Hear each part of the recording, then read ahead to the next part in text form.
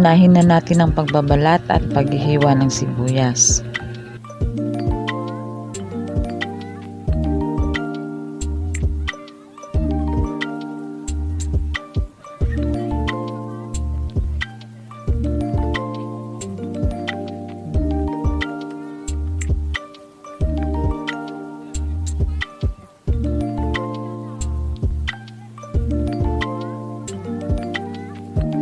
Pagkatapos natin mabalatan at mahiwa ang sibuyas, isunod naman natin ang kamatis.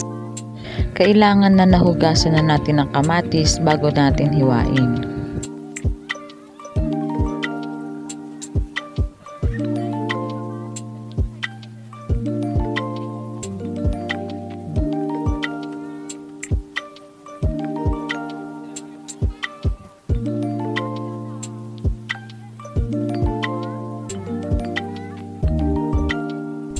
Tapos, isunod na natin ang 3 butil ng bawang. Kailangan na hiwain natin ito ng maliliit para mas madali siyang maluto at saka mas lumasa siya. Batihin na natin ang 3 itlog.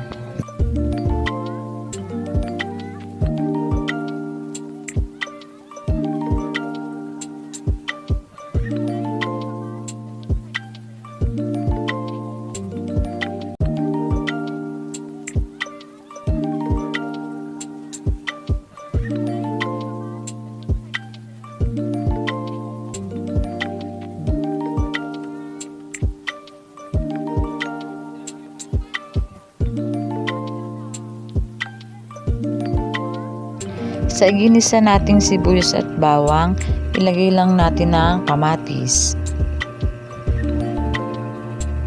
Tapos, kapag naigisa na ang kamatis, pisa-pisain lang natin ng ganito para mas madali siyang madurog at mas madali siyang maluto. At bago ko po makalimutan, kung hindi pa po kayo nakaka-subscribe, pa-subscribe na po, paki-like and share. Paki-click na rin po ang notification bell para ma-notify ka kapag may mga bago akong upload na video.